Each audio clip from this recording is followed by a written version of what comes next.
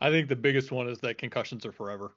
It's something that we hear a lot of patients. You have the flip side of both ends of the spectrum in the world. Concussions are either no big deal or they're dying, life changing forever. I wish, if I could wave a magic wand to get rid of something, it would be that patients understood that it's not forever. Matt, good to have you on the podcast. Yeah, thanks for having me. I appreciate it. Totally. I just want to start off by asking you if you could bust just one of the biggest myths about concussions that you feel that keeps survivors stuck in their recovery. What would that be, and why do you think it's so damaging? I think the biggest one is that concussions are forever. It's something that we hear a lot of patients. You have the flip side of both ends of the spectrum in the world. Concussions are either no big deal or they're dying, life changing forever. I wish, if I could wave a magic wand to get rid of something, it would be that patients understood that it's not forever. Mhm. Some people it may take longer than others, but if you're doing the right things, you're navigating the right way, it's not a completely life-changing event overall. Yeah, well said. It's not forever. It is reversible, you know. Yep. It is, and most people it's scary. So Yeah. people need to be told it's not permanent. Right, right. And it doesn't mean that it's not life altering. Don't get me wrong. I mean, Yeah. you for good and bad, you both ways of it by going through it. You learn, you kind of learn to slow down a little bit, to take breaks when you need to. Most people, when they go through a brain injury recovery like yourself, you understand that you change the way you look at things, right? You don't take Mhm. certain things for granted anymore. You change the outlook of what you used to know versus what you know now. It's unfortunately it's a memory or a lesson that's learned the difficult way at times, but it's something that is reversible in the big Mhm. picture. How do you personally approach like the tension or like the dissonance like between like neuroscience research and being able to take that neuroscience and give it to somebody, help somebody understand that who's Yeah, really, a lot of times just trying to get through their day without feeling awful, you know? right, right. I think a lot of it boils down to, and this is something that I've built my clinic on, is the idea behind the education has to come first. So not only is it taking, what's coming out in research, what's new, and what's the hotbed topic or the new treatment method, but it's also, being able to dissect it well enough that a patient can understand. I one of my key phrases, I talk in analogies a lot with patients, and one of the things that I say is, concussion information can kind of feel like trying to get a drink of water from a fire hose. You have to be very cautious at how much you layer on early, and then, with my initial evaluation, my goal is to meet them where their capacity is. I speak, yeah, my claim to fame is I speak doctor very well. I also speak athlete, I speak mom, I speak parent, I speak spouse. Like, I have an ability to translate different things based on what they say. And I start every appointment with, this is not me talking at you. This is us having a conversation. I'm going to answer questions. I'm going to dissect how they talk. I'm going to listen to the words that they use, and I'm going to meet them where they're at, not try to just shove science and research down their throat, but sit here and say, Mhm. okay, let me explain it in the easiest way I can. And if it's a Mhm. concept that's very complex, I'll be flat out at the beginning. Hey, this is much more complex than I think you realize. I'm going to Mhm. give you the Cliff Notes version, and then if you understand it, we can dissect a little bit more, but it'll be a common theme throughout our time together that will just break it down into small, for lack of a better word, digestible pieces, and we'll move through it that way. Yeah, I love that. Turning it into bite size and using Yeah. analogies, Yeah. because some of this stuff with brain, it can get really complex and Yep. kind of throw people off at times. But Yeah. w- I'm just curious, what is like some of the most surprising things that you've learned in your time researching or just working with patients, like that's changed how you look at the brain and concussions and brain injuries. I think the biggest thing initially, especially, that was harder for me to digest was that it affects everything, right? It's not just headaches and dizziness and nausea, and it's visual problems and vestibular problems, it's digestive issues, you know, it's the hormonal side of things, it's the complete neuro-fatigue that happens. Like, it's not just hey, it hurts from here up, it's everything is connected. And especially early on, going into wanting to start a clinic, my first thought was, okay, we're treating headaches. We're Right. trying to help. We're trying to help get an athlete back on the field. We're trying to help dad get back to work. We're trying to help mom get back to her career. Like, that's what I thought it was going to be. And then, the more research you do, the more you meet patients and talk to patients who may have already gone through a failed kind of evaluation or failed kind of treatment plan. You have to sit here and say, okay, well, just because you were told earlier that it has nothing to do with the fact that your hormones are all over control, or you feel like you're starting menopause early, or you have a 15-year-old that's never had a suicidal thought in in his life, and all of a sudden Mhm. he's attempted twice. You Mm. can't just sit here and step back and be like, yeah, well, that's not related. And in our area, that was happening a lot, Mhm. more than I even probably know when we Yeah. first started. So I think that's been the biggest, learning point, and kind of how I've shifted my mentality, is that whole, you disrupt the computer system that controls everything. So Right. even if it's direct related, indirect related, it is related to the brain injury. Exactly. Yeah, that's such a good point. And it's, mental health and cognition and brain health, they're hand in hand. I mean, Yeah. there's no separating those two things. Yeah, exactly. Every presentation I do, or every continuing ed course, or every lecture, no whether it's a topic or not, mental health is discussed at every single one of them, Hmm. because it's number one, it's an area that everybody relates to, whether they've had a brain injury or not. Mental health is something that we all have to take into consideration and watch. But it's also something that affects day-to-day life, and when we look at those long-term effects, where people are like, well, this is my life now, you know, you have to be very cautious about, one, getting them to understand that it is reversible, and Hmm. two, being cognizant of what their mental health is and where their feelings lie, and not completely dismissing them, saying, oh, well, you know, you're faking it, or it gets to a point where you're not thinking that way anymore. Like, you Right. have to take their mental health into consideration. Totally. And kind of on the same note, with symptoms like brain fog or neurofatigue or headaches, those are like the symptoms. But like what about diving deeper? What do you think are like some invisible costs of concussions, like on, people's health and their relationships, or even how like they trust themselves? 100%. It's funny you mentioned this. Like, I'm in the middle of writing a book like yours, right? I'm in the middle of taking the concept of concussions are invisible, making it and kind of breaking it down, what that means, right? What does it mean to be invisible in the healthcare system, to the insurance Mhm. companies? What not being able to see something does to your support system, and how it affects your support system, and then eventually leads to the mental health side, not liking the person who's looking in the mirror, not recognizing that person anymore. So, Mhm. when we would look at, like, the costs that most people don't realize, is it's twofold. It's I get tired of telling everybody how I feel, especially if they don't believe me, right? Mhm. You break a leg and everybody sees a cast, and you're walking through the grocery store and you see somebody with a cast on, you're like, oh, they've got something wrong. That I've had patients where they walk through the grocery store, and at 9 a.m. they're getting called drunk because they're so disoriented, they're Mm. staggering down the aisles. Like, Mhm. that invisibility of the actual injury itself really weighs down on a patient, especially the more they have to tell people they don't feel good. They get Mhm. to a point where, I'm no longer going to tell you I don't feel good anymore. How you Right. doing? I'm fine. How you Mhm. feel today? I'm fine. Mhm. And that I'm fine leads to the isolation. They break Mhm. relationships. They're abandoned, or they don't have the time, energy, or effective way to communicate how they're feeling. So they just don't.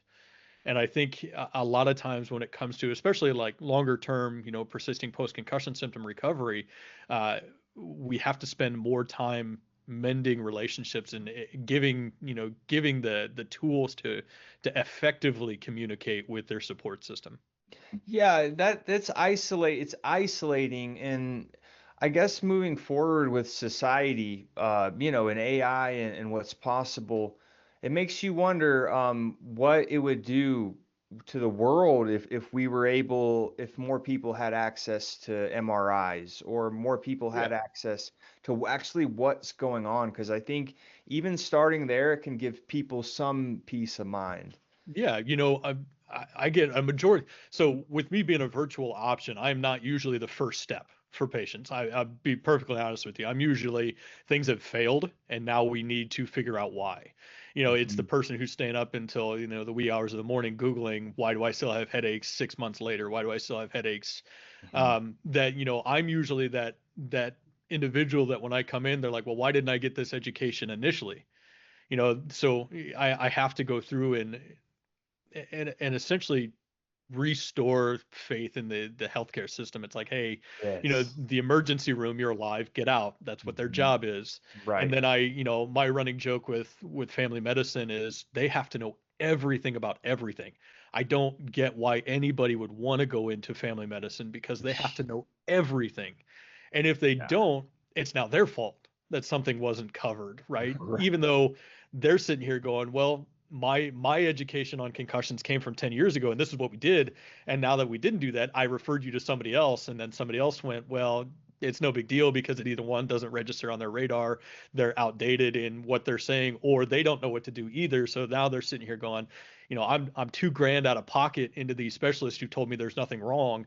So now I just go home and sit there and think about the fact that 2 months ago I used to be able to watch TV and now I throw up every time I try to watch a movie. So Yeah, wow, such a great point. We like to point the finger at other people, but like imagine, yeah, like having to do know everything about oh everything. man, Like there's just no way. Like, no.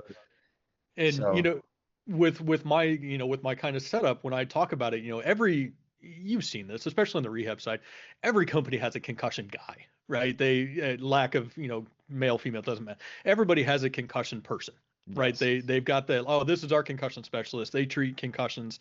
This is Right. our rehab. This is our physical therapist that they do Yeah. concussions. This is our speech language pathologist, and they're our concussion go-to person. It's like Right. great. I can't imagine treating concussions and everything else that comes with physical therapy, right?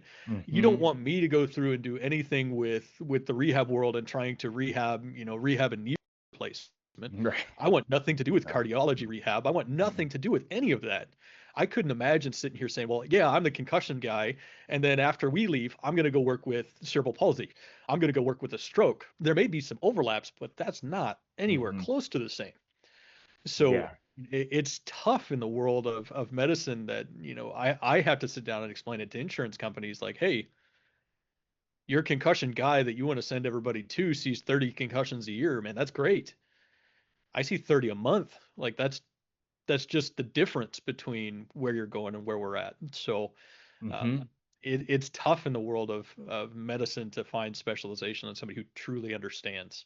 Yeah, 100%. It's a mixed bag. It's a very mixed bag, and it's difficult, especially on the patient side, because this you're getting pulled in so many different Yeah. directions these days.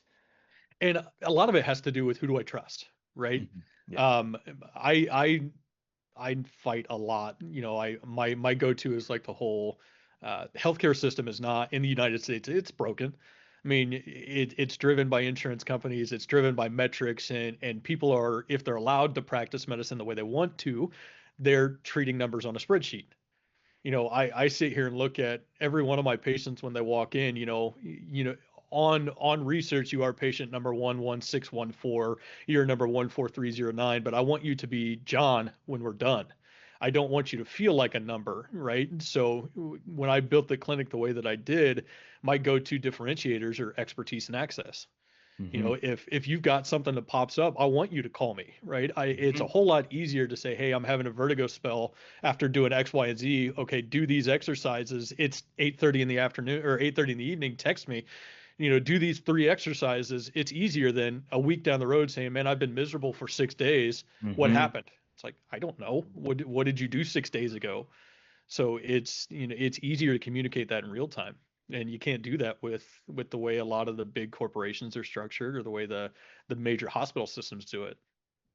Yeah, and I am traditional medicine. I have my beefs with it. But honestly, I have my beefs with quote unquote functional medicine. Correct. Because the fact is like I saw this post on Instagram, and I don't remember who posted it, but they said, "How is functional medicine functional if nobody can afford it, right?" Yeah. Yeah. I mean, a lot of what we boil down to is we have to look at like what we're willing, again, what the willing cost to pay is. You Hmm. know, I don't accept insurance. I keep everything cash pay because it allows me to keep things cheaper. I Hmm. don't have, I see a patient and they're like, well, I can't, I can't afford that out of pocket. It's like, okay, great.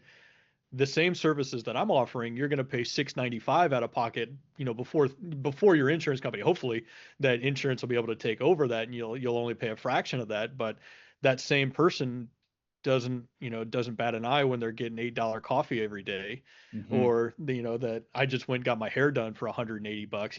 That's why I keep my hair so short, because I don't want to pay to do my hair. But like, it's all about prioritizing it. And Yeah. a lot of it, they're like, well, I don't want to pay that out of pocket. And it's like, okay, I completely understand. Yeah. I don't either. But when you are struggling, it's the brain. 120 bucks for an eval of your brain is Right. nothing in the grand scheme of what they could be. 100%. 100%. I uh I want to shift the focus kind of on your background, Yeah. and how'd you ended up getting into this space, and how that looked like. Yeah. So, graduated from Indiana University back in 2013. Throughout college, working as an athletic trainer, you're in all of the sports medicine departments, and I loved football. I look very tall in the camera because I'm zoomed in. I am a small, a 5'10". I tell people I'm 5'9" on a good day. I'm like 5'8". Small, small athlete that wanted to stay around athletics. Yes. I was convinced at a young age I was going into the NBA, Yeah. and I'm too slow. I can't shoot very well, and I'm short. So that kind of just ruined it. So I decided to stick around. Throughout college, I got, Indiana University was one of the first that got onto the CARE consortium, started to do the research on concussion. So I was always around. I was like, hey man, I'm gonna be involved in the evals. I'm gonna kind of soak up everything that I can. Hmm. And then when I went to work out in the real world, I was 22 years old, thrown as the head of a Division III football program that had 250 athletes. Like, I had no clue what I was doing, but the one thing that I was comfortable with was concussions, Hmm. because it's, my training, went back to it. It's you learn, and it was something I was passionate about. So when I started to work in the division in the NBA D League, so this is back before there was any money involved in it at all. Hmm. Uh, One of the things that I was lucky is Dr. Kutcher was the head neurologist for the NBA, and he was, you get to learn all the protocols that we had in place, and the protocol was for the D League that if there was any concussion at all, you had to call him within 24 hours. Okay, well, the first time I had to call him was Christmas Eve. We had an athlete get injured the day before, the 23rd, and it's like, hey, I've got to call Dr. Kutcher on Christmas Eve and be like, hey, you have no idea who I am. I highly doubt you even know this is in your protocols, but this is what I had. And he answered the phone, two rings, answers the phone. It's Hmm. like, hey, this what's going on. He walked me through what's going on. Got a chance to to talk a little bit with him, and that was kind of that reaffirming, like, okay, we have the ability to do that.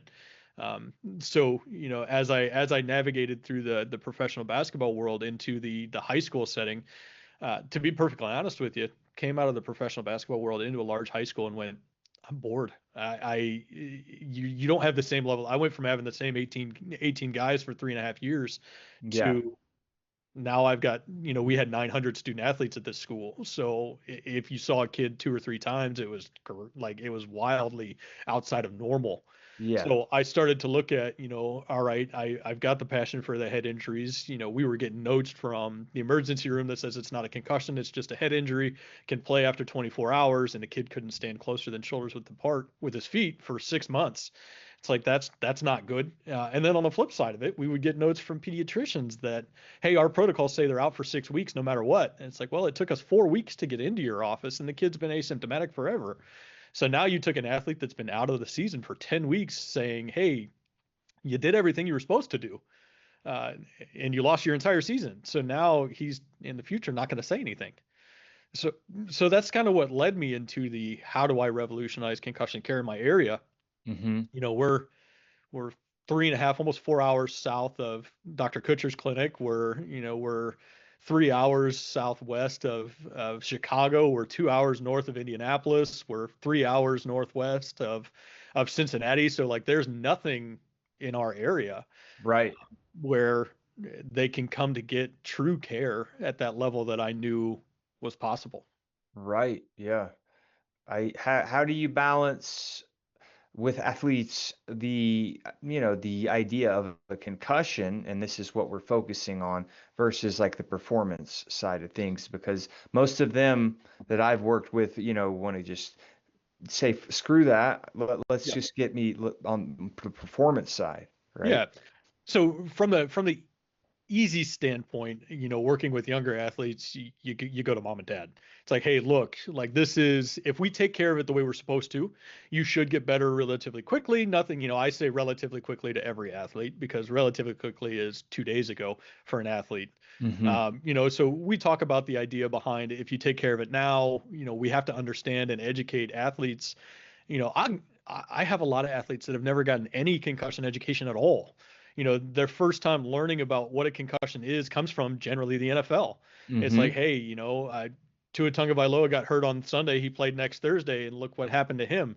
But nobody sees the major part of it. They see these athletes that get hurt on Sunday, they play next Sunday, and that's what they're supposed to do. Right. So when I have to go through that education side, it's like, hey, look, the NFL, they're businesses. They're not people. They are businesses. And if the Yes. business wants to make money, the business has to be open.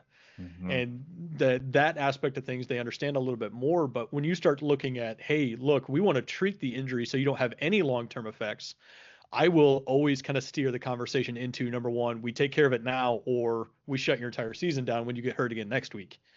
It becomes a different issue if you get hurt two back to back in a short time, where it's like, not are we going to get back on the field? It's will we ever get back on the field?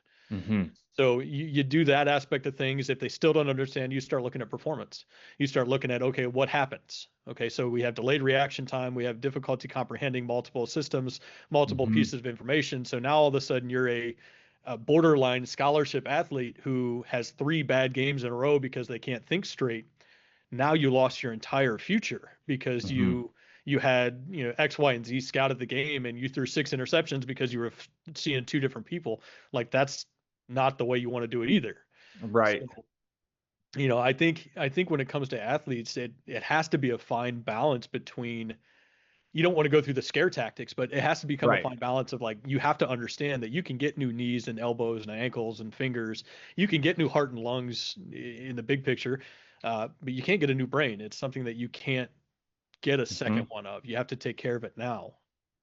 Do you feel that like concussions like reveal vulnerabilities in the brain that were already there, or do you think they mostly create them? It's a mixture of both. One of my go-tos is concussions very rarely will cause long-term, like life-threatening, life-altering issues, but it does put a magnifying glass on things that are already there. If I have somebody who deals with impulse control or anger issues already, it's like magnifying that issue. If I Mm-hmm. have somebody who's struggling with thought processing, is it going to make you dyslexic? Is it going to make you, is it going to make you slower reaction wise for a short time? Yeah. But if you're already somebody who has some issues with coordination, with depth perception, with reaction time or impulse control, like it's gonna magnify those things that are already there. Mm-hmm. It's You like know, it, gasoline on a fire. Yeah. Exactly, Yeah. exactly. Especially when it comes to the mental health side. Does it create new mental health issues? Yes, for a short amount of time. It's a brain going slower than it wants to go with the hormone imbalance. Mm-hmm. Eventually, we all hope that the hormone cycle re-regulates itself, especially in females, but it takes a while. But if I'm already somebody who's struggling with depression, anxiety, suicidal harm, or suicidal ideation or attempts, like we're in for a rough ride if we're not going to address it. So you have Yeah. to kind of give them the understanding that it may not create it, but that doesn't mean that it's not worse than it was before you got hurt. You know, you mentioned the fire. I give the analogy of a grease fire. You know, Mm-hmm. concussions are kind of like a grease fire. They're not Mm-hmm. really like they're not really high flame, high heat, but now all of a sudden you take anxiety or you take depression, it's like taking a football and spiking it in the middle of a grease fire. Mm-hmm. Eventually the fire will calm down, but now the curtains are on fire, the drapes are, you know, the countertops on fire, the carpet's on fire, and we have to put out all these other little fires before we can go back and address the underlying cause of the issue, which is the injury itself. Yes. And like when it comes to like healing is not linear. So the process can feel like a lot of ups and downs. How do you keep grounded with the people that you're working with, or like the more severe cases, and how do you guide people through the extreme ups and downs of Yeah. this? So it's funny you mentioned that. This is a drawing that I made for my last patient. It's kind of hard to see, but that's a Mm-hmm. drawing for my last patient, right? The middle Yeah. line is everybody wants concussions to look like this, and now all of a Yep. sudden this is what it really looks like. We Right. literally just had that conversation because he's a blue collar worker that he's right on the borderline of going back to work. If he were working any other job other than being up in a ladder truck, he'd be fine being back at Yeah. work, but he can't right now. Mm-hmm. And so, you know, I balance it with a couple different things. The first thing that I want to bring up with patients really early on is the idea behind patience. It doesn't happen overnight. It's not something that you're going to flip a light switch on and all of a sudden you're going to feel normal again. It Right. takes some time. You know, realistically, it's going to take some time. So, you know, setting that expectation early on that we're going to have ups and downs, we're going to have good days and bad days. And, you know, one of my goals with therapy, you know, early on is I want to take the good days away from you, right? I want to take the good days away. I want to take the bad days away. I want to get you to sit somewhere in that meh range because meh is easier to prepare for. You having a Mm-hmm. good day, you're going to go out and do everything like you normally would, and that's going to lead to 2 or 3 bad days in a row. Mm-hmm. So, you know, we have to set expectations early on, and I am one that I'm going to be honest with you from the very beginning. I'm not going to sugarcoat things and say, well, I guarantee I can get you better in 10 weeks. I guarantee I can get you better in 3 days. Like, that's not what we're going to do.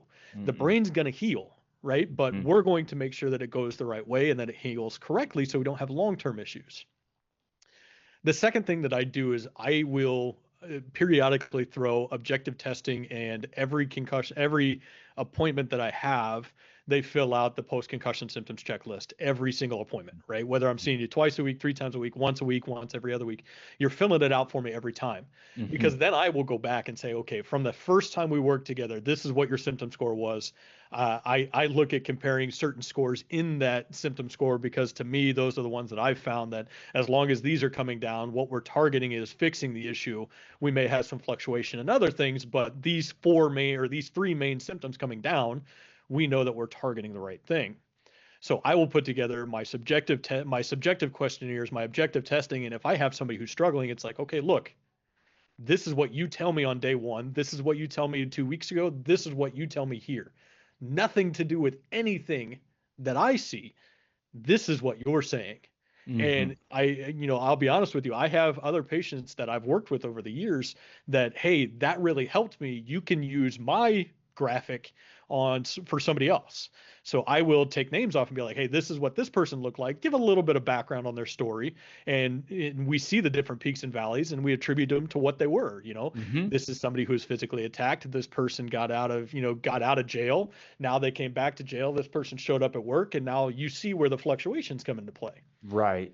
So you have to establish expectations early, and then continuing to show improvements where they come in. Absolutely. And really, you kind of dial down on those improvements, and Yeah, because they sometimes the patient doesn't see them themselves. Uh, exactly. I'm one that I will celebrate the small victories in my own life, number one, yeah. but in general, like Hmm. I am with every patient that I work for, I tell them all the time that I am going to be the top of their support system. Yes. You come in and it's like, man, I didn't do anything this week. Like we went to church and then I had a family get together. It's like, oh, hold on. Brain injury recovery is a 24/7 job. Anything else you do in that time frame is luxury. It's like, oh, I didn't do anything. It's like, well, you felt good enough to go to church this week. You haven't Mm-hmm. done that in 6 weeks. You haven't Mm-hmm. done that in 2.5 months. Like Mm-hmm. that's something that you start looking at. And Right. I'll be one that, you know, you turned your head without getting dizzy today. That's great. Like that's awesome. To you, it's Yeah. nothing. To Yeah. me, we're getting there. So it takes a lot that you have to, sometimes you have to show it to patients like, hey, look, Right. now that you can do this, I want you to do it again. And I want you to do it Yeah. again. And now you can see that, hey, over time, every time I go to church, I'm going to sit here in the back of my head, go, I couldn't do this 2 weeks ago. I couldn't do Mm-hmm. this last night. So it's important. Yeah, it is. When we're talking about CTE, how much of do you think about CTE is overblown versus or over exaggerated, perhaps, or what is the reality? Although, the research is still ongoing Yeah. and there's still a lot that we don't know. But what do you think's going on? We ran into the same situation with concussions a while ago. It went from there was no such thing as a concussion to now everything is a concussion, and then it buoyed back down into the middle.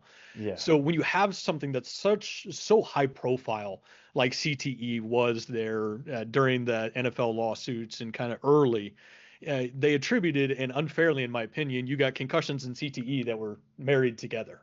Right. So now that the research is changing, now that it's evolving, now that we had some of the issues that we did in the research world, that you're looking at, it's not necessarily concussions that are the issue. It's every time that you hit your head from the time that you're young. Mm-hmm. Well, the general public and the general population has not gotten that shift, right? It hasn't picked up on that change. It hasn't gone to, well, now it's not just concussions that are the problem. So you have the general population that hears the CTE buzzwords in association with the NFL, and then Mm-hmm. every major event that happens, this person had CTE, this person had CTE, this person. Okay, I get it, but you're not this person. Mm-hmm. So, uh, do I think it's an issue? I do. I think it's a bigger issue than we probably realize even to this point. Do Mm-hmm. I think concussions are unfairly married to that? I do.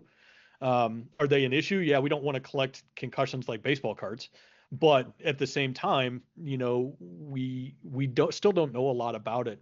And I have patients that come in. It's like I've had one concussion. Do I have CTE now? Yeah, that's a big problem. Yeah, we have to go through that side. And on the flip side of that, I've had a couple patients in the grand scheme of the clinic that are the poster child for what CTE research criteria for the living have been. Mhm. I remember one of my first patients that I'm still very close with today, is the kind of what CTE looks like Mhm. before something happens, right? Mm. So we met because of some of the issues that are associated with his brain injury, and through the years when the new research criteria came out on, hey, this is what you could do to study potential CTE in living patients, he called me. He's like, hey man, this is me. This is, Mhm. you going down the list, check, check, check. This is me. And Mhm. you have to have that conversation, man. It's like there's no way of knowing if this is you or not until the very end. And in the big picture, you have somebody like that. To them, it takes a lot to sit here and say, "Hey, man, we got to do it the best with what we got. We can't go through and change it. We can't repair it. We just have to make sure that we're addressing it moving forward." And that's hard for some patients to grasp. Yeah. So I don't necessarily in the clinic. I don't necessarily talk about it unless it gets brought up. Mhm. So if a patient asks a question about it, absolutely. I'll 100% talk about it and answer questions and give my opinions. But it's not something I walk in and be like, okay, first appointment, this is what's going on. Oh, by the way, CTE is real. We need to talk about it. So it's something that I address periodically, but it's not something I'll dive into in depth with most of my patients. Yeah, I'm like right down the middle. In most of the things and everything in life, I'm right down the middle politically. I'm right down the middle when it comes to extremism. Extremism is the issue, and I Yep. get that it's a media thing that okay, you know, it's a fearful point, Yeah. and it grasps a lot of attention, but it's too extreme.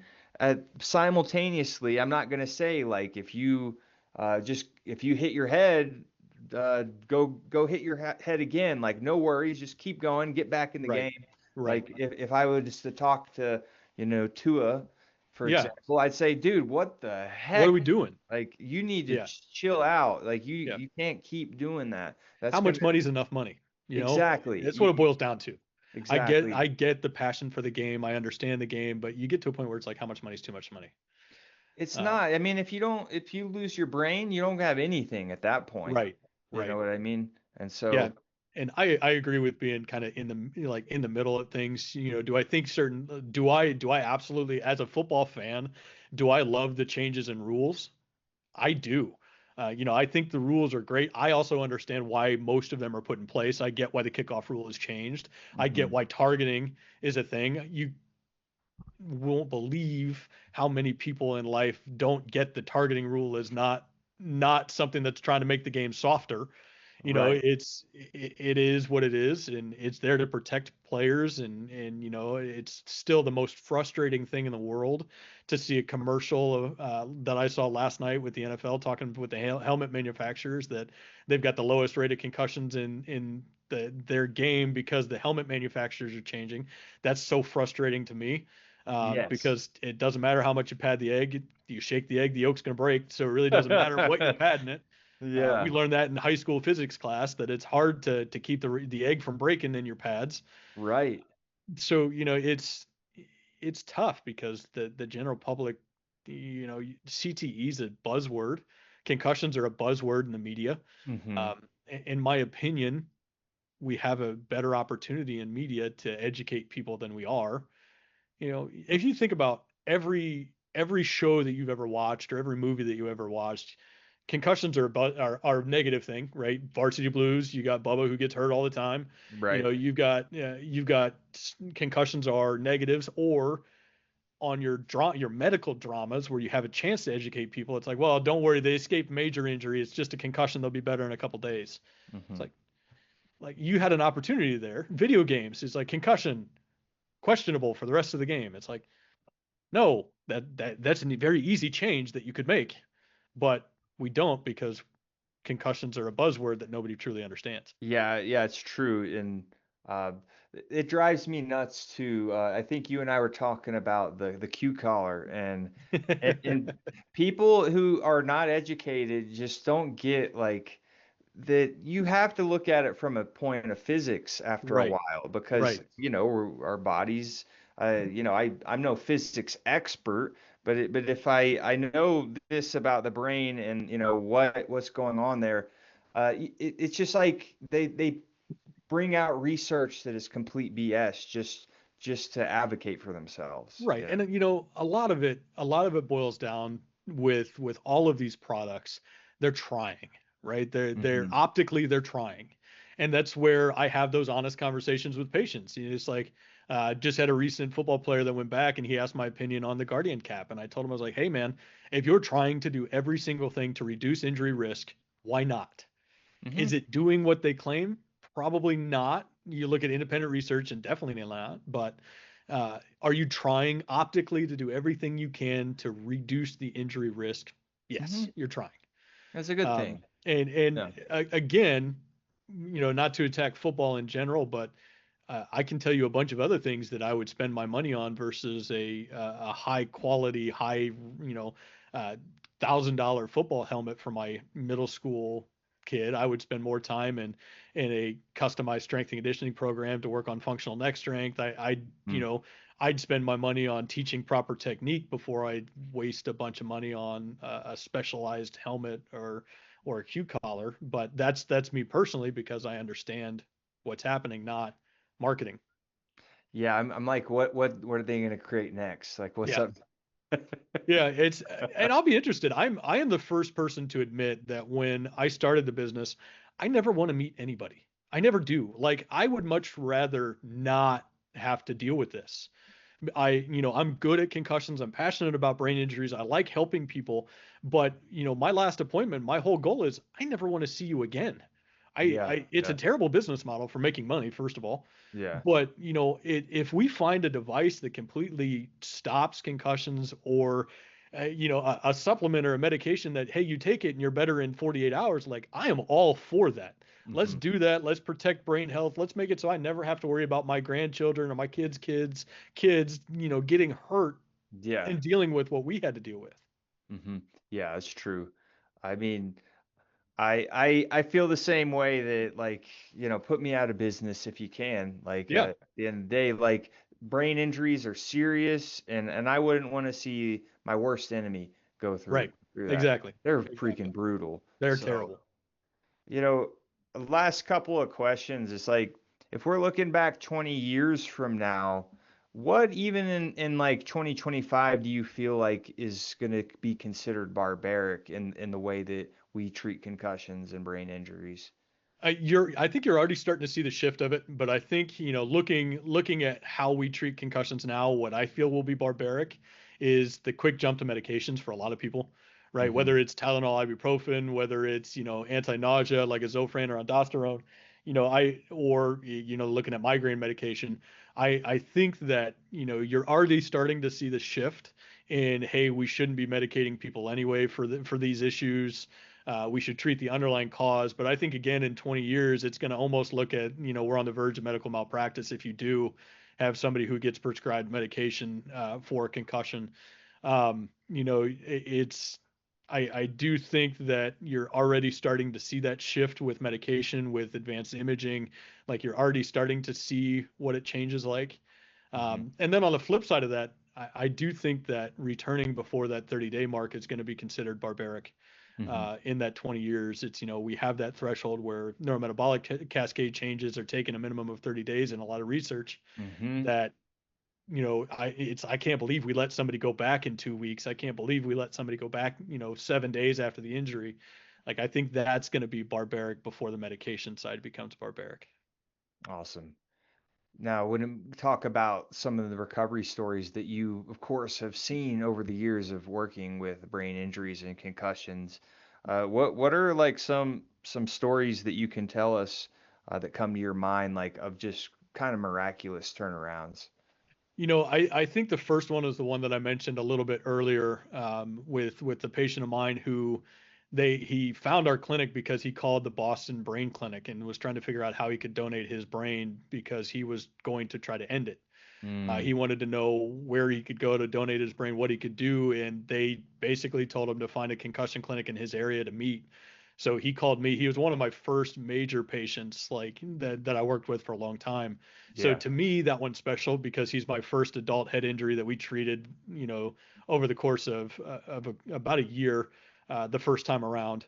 But it also kind of opened the mind of, you had somebody at the end of the rope that was ready to just, stop trying Mm, again. yeah. And we were able to, number one, educate him on the side of, this is what's going on. He had an acute injury at the time. We were able to treat that. And then as we navigated through, we talked about getting genetic testing done on medication metabolism and found out that the medication he'd been on for 18 years for clinical depression, his body can't metabolize. Hmm. So now we switched up medication, and all of a sudden the depression symptoms go down a little bit. He starts to feel more in control. And now, I mean, this person went from being a pastor at a church to, he goes around the world, goes around, the United States, given he's a TED Talk, individual. He goes through and he's presenting his, theology and ideology on how to bridge generational gaps in the workplace. And he was one of those first patients that when I met him, he was so interesting because he was a pastor. So he gave four sermons a Sunday, and he would come in Monday morning and struggle to communicate. He'd slur his speech. Mm, You wouldn't know who he was. And then you'd watch him on YouTube on Sundays, and he's like, man, Sundays are my Super Bowl. So he'd go through and you could hardly tell something was wrong. And then you'd see him sprawled out on my table Monday morning. It's like, hey man, this is very real. So it was yeah. one of my first instances where we went from, the bottom of the barrel to he's a grandpa. He's going out and touring the United States, giving speeches.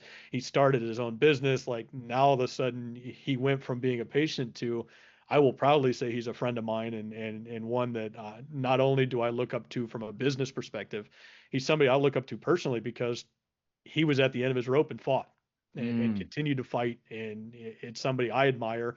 And it's a story that I share with a lot of my patients who feel like they don't see the light at the end of the tunnel. That, hey man, look at him now. Is he still navigating through some of the long-term stuff? Yeah, he is. You know, he played college football in the 90s where his job was to run face first into the defensive line. Like that was what he did. So he has things that are long-term going to cause issues, but I mean, Yeah. he's thriving. So he's always the first one that comes to mind when I talk about, you know, the major success stories. That's awesome. And I've got a bunch of them that go from, you know, I'll never play my sport again to now all of a sudden I may be medically retired, but I'm coaching, or I'm getting my PhD now, or I'm getting my master's now. Yeah. Like those are the ones that always stick with me. It's, you know, I was an athlete and hung it up, or everybody told me there's nothing I can do, and now my life's back to normal. Yeah. The brain is mysterious, Yep. and it's amazing to see things like that. Yeah. Now, yeah, kind of to wind things up, Matt, I want to ask you a little bit about a sneak preview to your book, and also Yeah. where people can find out, like if you can give us a little what you working on. Yeah, so it's slow and steady. You know, slow and steady wins the race with this. But my book, you know, it's all the concept on what true being an invisible injury truly means, right? So Hmm. what being invisible to the healthcare world, not showing up on imaging, you know, providers not necessarily understanding if you're not in the right place, Hmm. not, you know, what it looks like when you can't see anything, with myself included. You know, Yeah. our best evaluations and best treatments are ruling everything else out. So, you know, it's what it looks like and what the injury means to be invisible, Hmm. how it can change relationships with spouses and kids and family and the work environment. You know, the teammates and coaches, when you can't see something wrong, they only see the face that somebody puts on. They don't see what happens to the individual after the fact. You know, Right. they don't see what's going on internally. And then, you know, what it truly means to when you finally stop, you know, fighting and losing relationships, and what happens to the mental health side of things, the depression, the anxiety, the isolation, the PTSD, you know, what happens to not recognizing the person in the mirror. Hmm. And then, you know, the second half of it is how we kind of pull ourselves up from the depths. You know, the Hmm. idea of what we can do personally to start seeing ourselves again, you know, what steps we can take with the mental health side, what steps we can take with rebuilding those relationships and improving communication, and then ultimately how to navigate the healthcare world and get the help that somebody needs. You Hmm. know, the concept behind it's not, you know, it's not necessarily this is just something random I put together. It's the story with the majority, because of the way my clinic's set up, not being that primary option, not being the Hmm. emergency department, the urgent care. Right. You know, it's why did nobody tell me this? You know, Yeah. why am I just now starting when I Right. could have done this back at the beginning? It's like, well, most people don't understand, right? Most people's Hmm. understanding of concussions comes from the emergency department, you're alive, get out, Hmm. or what they learn on the internet and TV. So Right. it's a book that I've been, you know, been wanting to write for the last 6 years, that now that Yeah. we've transitioned to a virtual model, I have more time, less Hmm. time traveling back and forth in the car, more time, you know, to myself to collect thoughts. And Hmm. you know, people can stay up to date on that and all that on all my social media. I run my social media the way kind of I feel um, the clinic is going for the week is generally my topics for the day. Hmm. If I have a clinic, you know, a topic that I talk about with multiple patients, there's going to be a video that comes out. There's going to be something that comes out, because if I have a patient that's asking questions about it, I've got somebody out there in the internet who's looking for the same answer. Exactly. So, you know, Instagram, X, TikTok, all at MW Concussion, the Midwest Concussion Clinic on Facebook and YouTube, LinkedIn, you know, pretty much everywhere you can find social media information. I'm trying to push out as much free information as I can. You know, I talked with a patient yesterday that if you go through my social media, you can pretty much figure out how to treat anybody. Just by searching, like, hey, what do I do in this situation? What do I do in this? Eventually, over the last 7 years, the blueprint's there. It's just a matter of putting the pieces together so it looks like the real puzzle. Yeah. Awesome. Well, it's great to have you on here, Yeah, Matt, man. and we'll be putting this out soon. Absolutely. I love it, man. I appreciate everything you're doing. I love it. So I'm thankful that you had me on. I love getting a chance to meet people who are passionate about brain injuries and concussions. So Absolutely. I really appreciate you, man.